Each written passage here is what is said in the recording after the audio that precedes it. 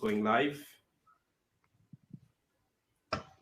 Hello, everyone. So, welcome back. We are now going to straight to the panel discussion on the same topic, evolution of project management. After the brief presentation, keynote presentation by Marie. And so, you have the stage, and Marie will be moderating this discussion. So, the floor is yours. Excellent. Thanks, Methan. And I'm glad to be back with my expert panelists here to continue this conversation about the evolution of projects. So let me introduce our great panelists. First panelist is Rissa Ream. Rissa is portfolio manager at Corteva AgriScience, leader with 10 plus years of experience in creating the magical moments when people, teams, and processes come together to design systems that create transformational solutions. Welcome, Rissa. Thank you, Marie. So, Riss, I have a question for you. What excites you about the evolution of projects in 2021? Well, Marie, thanks for having me join the panel. There's a couple of things that excite me. And the first one is our new and flexible approaches in supporting our innovation and early development processes. So at Corteva, we are a science organization delivering seed, crop protection, and digital products. And so there is a lot going on in R&D, and we haven't historically had really good ways to support those processes and aid in decision making. And I think now with all of the new tools and flexibility that we have with lean startup methodology, entrepreneurial spirits within R&D organizations, and design thinking, it really helps us to support that work and accelerate those teams in success. The other thing that really excites me is the way that we're looking at project managers and what skills they really need to bring to the table to be successful and lead their teams when it comes to those wicked problems. How do we facilitate those problem-solving sessions? How are we improving collaboration, especially in this virtual environment? I think that's been really exciting. And then just bringing in the human side of things. So those would be the two big things that have excited me. Sounds like a lot of exciting change and just real changing into being flexible, being collaborative, being innovative. So Fabio, it sounds like we have a lot of rich content to talk about here. But let me introduce Fabio. Fabio De Barmatino is an associate director at BioMarin Pharmaceutical, developing and overseeing the plan, prioritization, management, and execution of the most critical finance and information management process improvement opportunities in the company. So Fabio, my question to you is the same that I asked Rissa. What excites you about the evolution of projects in 2021? Absolutely, and this is a great question, and I think it's the flexibility, not only in terms of where we work, but how we work, as Rissa was mentioning, and making a connection about your presentation, Marie, about the PMI. What excites me is about the opportunity that the PMI has seen about Agile, and specifically in the new certification that PMI is offering about this discipline Agile, and all that branch that, it will come more prominent in the years to come. Excellent. And so, yeah, just to say that Discipline Agile is one of these scaled Agile methods, and that is, the trend is with the agility is trying to have the flexibility, like Rissa, that you were talking about, but figuring out how do you do that at the organizational level. And I guess following question to both of you, but I'll start with Rissa. Rissa, it sounds like one of the things that's happening that I was kind of getting at in my talk, but I would love to hear from you, is that organizations that never used to be agile or didn't have flexibility are having to figure out how to do that. And I was just wondering if you could maybe tell organizationally was it a big switch for your organization, and then how did that play out? Well, in our IT organization, Agile has been around for quite a while. And I think over the past couple of years, especially within our R&D space, it's, I think, components of Agile, but really the learning methodology that really connects with our scientists and technical experts, where we're saying, okay, what are we going to learn? How are we going to make the next best decision? Versus in the past, we were very stage gate, which is important and valuable when you're bringing a new product to market or implementing some new technology, but you need to create more space for innovation. And so that's where I would say. So it sounds like a lot of it's recognizing where is it that you still need the stage gates, and where like kind of what I was saying in my talk, they're the places where the structure gets in the way of what needs to happen. Fabio, have you seen something similar just in terms of, and where do you see in your projects where, the waterfall versus agile, and how has that played out in your organization? Definitely. And, I will say that, structure doesn't limit creativity or, new innovation. It gives the opportunity actually to accelerate this innovation, right? Because if you have freedom to do everything, I mean, if you go on a highway and you have the freedom to go everywhere, you will cause mass damage, right? You will cause accident. So sometimes, structure good because it helps to guide the innovation. And a few examples are in the IT space where we are deploying the RPA, for example. And so we have structure on prioritizing the RPA system that we will be prioritized. RPA stands for robotic process automation. And so we have a structure on intake the requests from all the company, and then from there we will deploy these different RPA with an agile approach. So we will have Scrum, and we will have teams working on the minimum viable product. And if something that meets the customer needs, and with everything attached, we stop there, and if not, we do the next Scrum and so on. So, waterfall mixed with agile. So this is why I'm excited about this discipline agile. It's pragmatic, and in my view, it kind of takes the best of both worlds sometimes, right? Yeah, I think both of you. Oh, go ahead, Rissa, because I was going to say both of you are kind of saying that there is this thing of figuring out the best of both worlds, and I would just chime in that structure doesn't mean that you're not being creative, but is figuring out the right structure. But Rissa, you sound like you're about to chime in there, so go ahead. I was just going to say I couldn't agree more with Fabio, especially on the, when you're driving on the interstate, right? If there are no rules. I've driven many different places where it's in the Midwest, it's a little bit slower than when you get to a big city, right?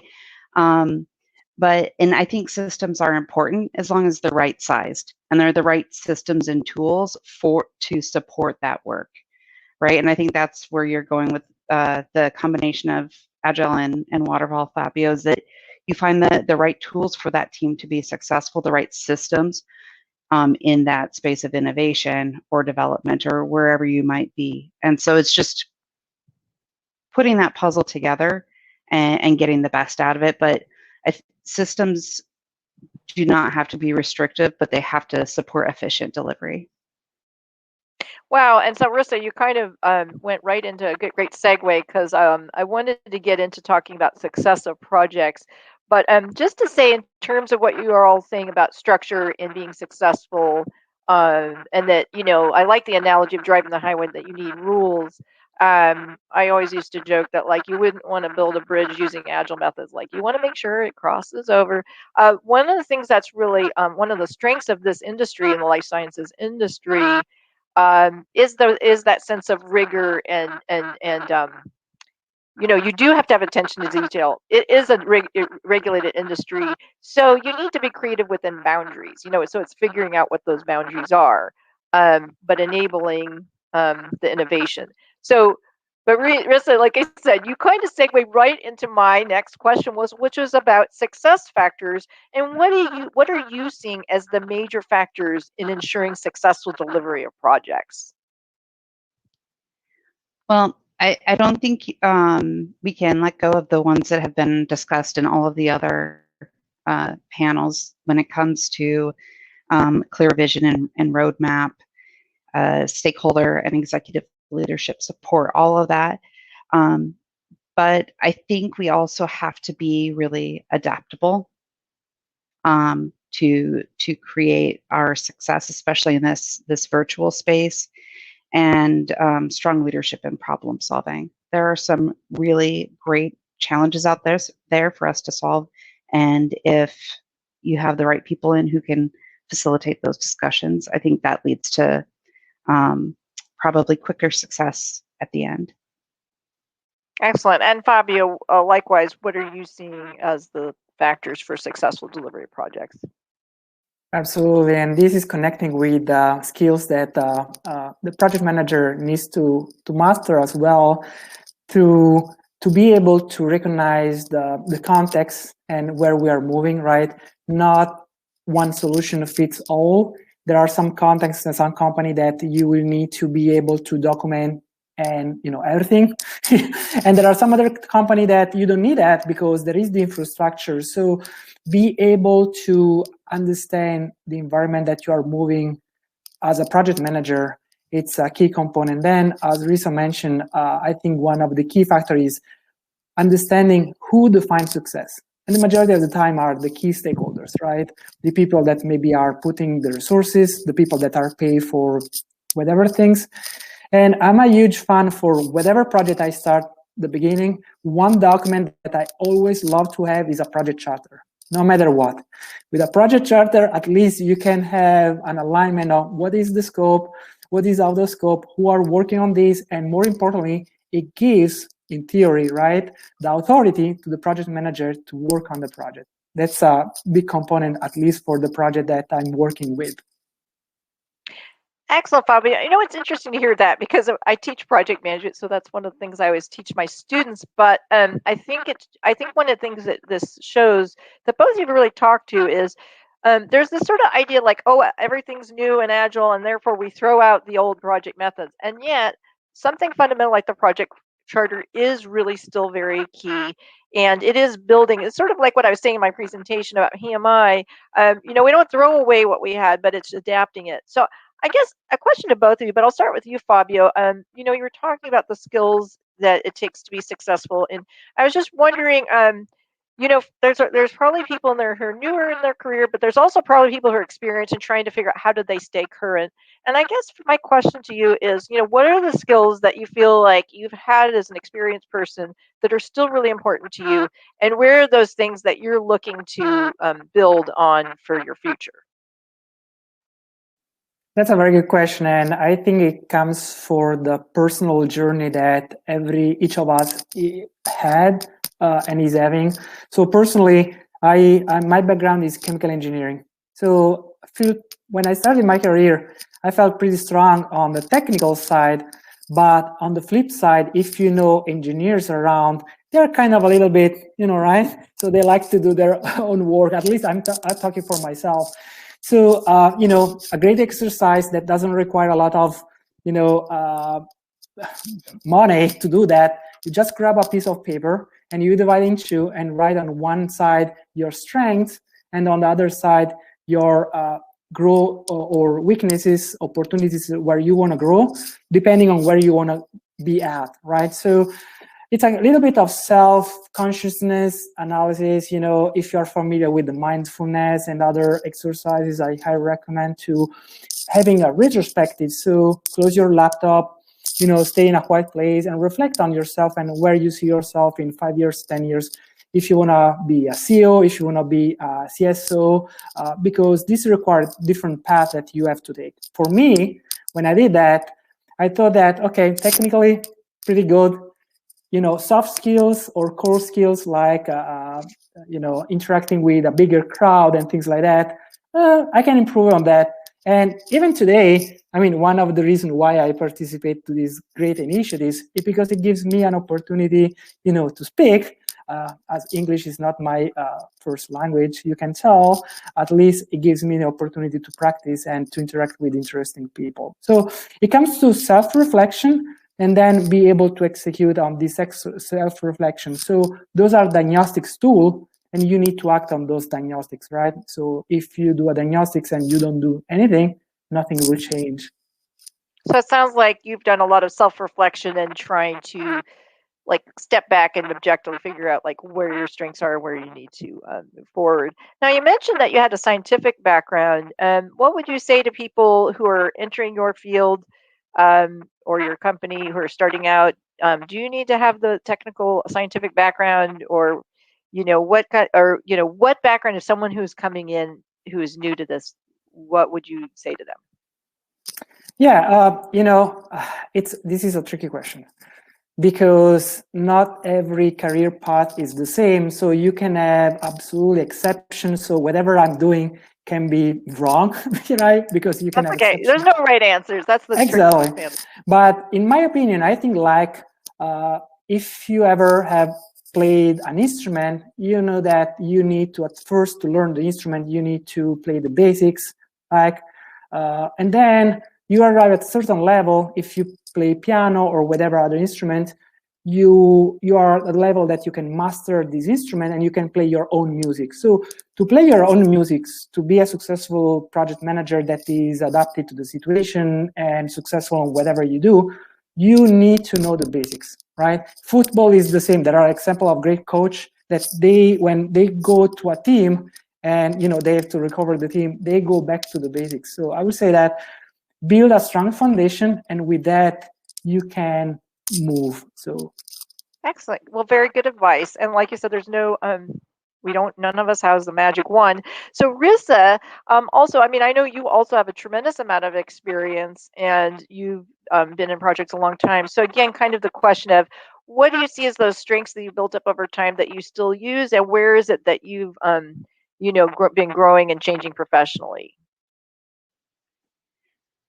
So I think I always lean back on those core skills that Fabio was talking about, the connection with people, because I think if you can step back and listen, you can ask questions about process. I don't have to step into a project and know all the technical skills, but if I understand the why of it, why are we doing it, what value is this going to bring, and how all of the people coming together can contribute to it, then I can start to put together the pieces. And as long as I know who to go ask questions to, I can support that. And so I think that when you don't have the technical experience, sometimes when you step in, it can be overwhelming, or you might feel like you have to be that technical expert. But in the way that we work in my organization, you have your technical lead. That's their job, right? And you take over the other components that maybe are not their strengths, and you're this team of two, or you throw in your sponsors team of three, right? To really deliver. And so those are the things that I will always go back to and lean on while I continue to build them. I think that where I've been going is how to get to better decisions faster, and learning tools and methods to help build in and kind of build up my skill set to have the right conversations. Because I think it was mentioned a few times today, you can have tools, you can have score sheets, but that's just the starting point for a conversation. And so I think if you have that, and then the other thing I would say is creating really good visuals, being able to tell a story to your sponsors, to your stakeholders. So that's kind of where I focus. But at the end of the day, I have to defer back to Fabio that it's a personal thing. But if you can tell stories, you can provide really good visuals and engage a strong conversation, you're going to get to the best solutions at the end of the day.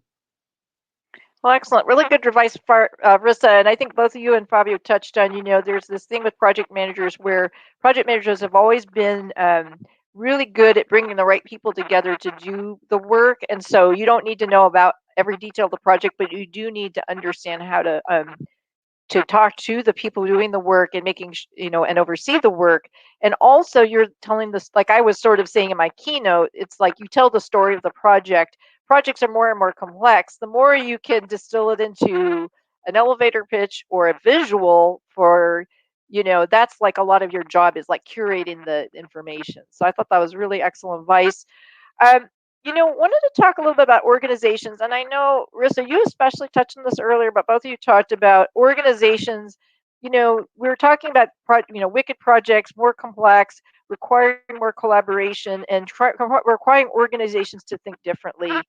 I guess we'll start with you, Rissa. How do you see your organization bringing a new kind of cooperation to successfully manage projects?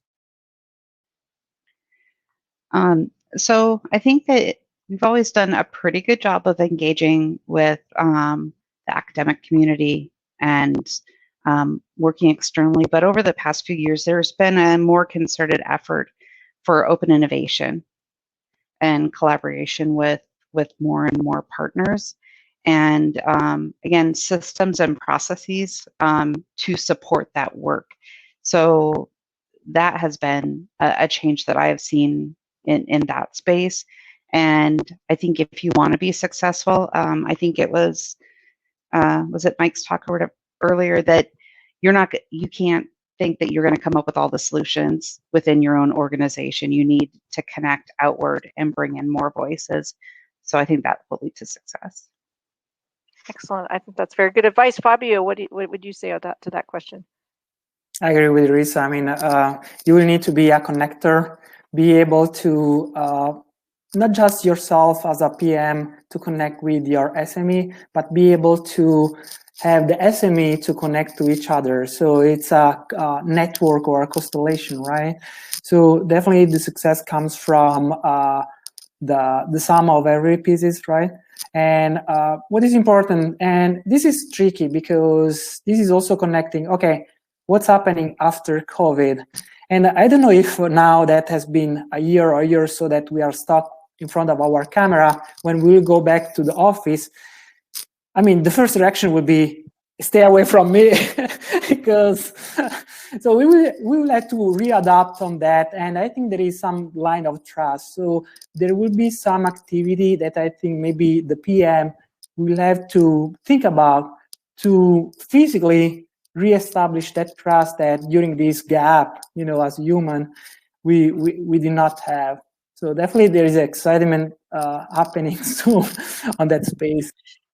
Well, again, I don't know why. I think Fabio and Risa, you've done perfect segues to my other questions, because you were talking about life after COVID, Fabio, and that, you know, we have a few minutes left, and what I would love to talk to with both of you is what you see as kind of where project management is headed.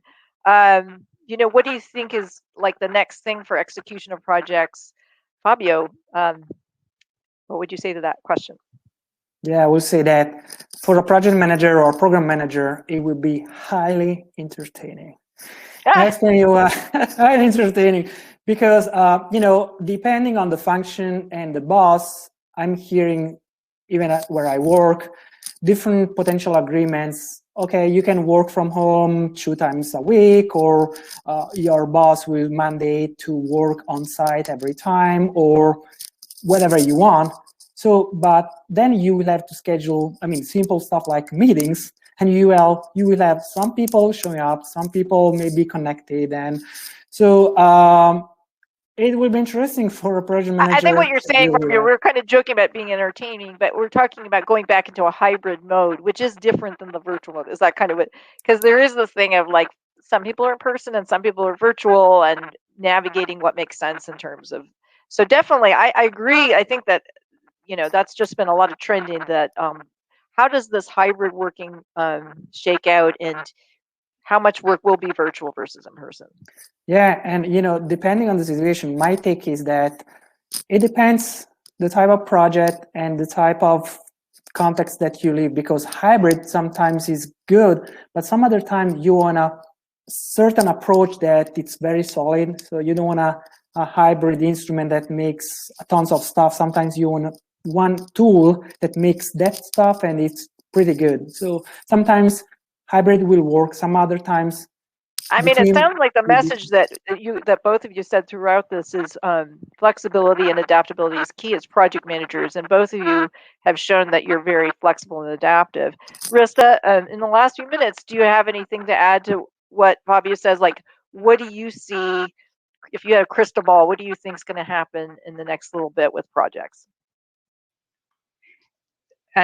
Like Fabio said, it's going to be, it'll be interesting, but I'm enjoying this virtual world a bit because I do work with a lot of global folks, and I feel that when we're all virtual, it puts us all on the same playing field.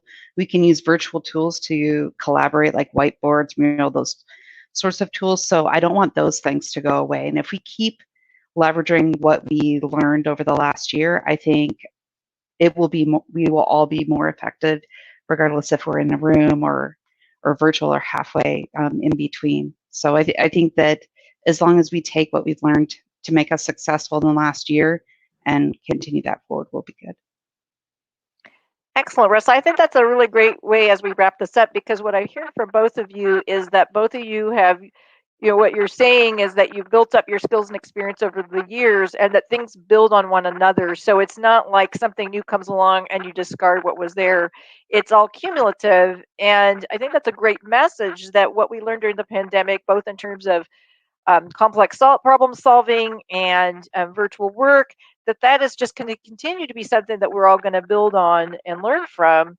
And I agree with Fabio that it's going to be entertaining. I think those of us in the project world really enjoy the change and enjoy being on top of the change. And Fabio and Rissa, thank you so much for your expert words of wisdom for all of us today. And I will hand it back to Mithun. Thank you. Thank you, Marie, and thank you, Rissa. Grazie, Fabio. And it was wonderful ideas. And I really like that you pointed also to the fundamentals. Like we should be evolving, but we should not forget the fundamentals. And I love the fact that you made reference to visual learners and also expressing yourself visually by drawing and finding creative ways to show your ideas to the stakeholders. And I would recommend the audience to look up for books from Nancy Duarte. She's the CEO of Duarte Design, who wrote the book Resonate and Slidology. So she has like 3 books which are like wonderful if you want to really develop the design skills and especially use them in presentations. And I also like the fact that you mentioned about storytelling. So I can quote Brené Brown as well. So she said, stories are data with a soul. And you really have to, we are used to learning through stories, and we have to go to the story, not just stick to the data. So wonderful ideas. So I think we could continue discussing on them forever, but let's go backstage, and I'll be back in a minute with the next panel discussion. So thanks to you, and let's move.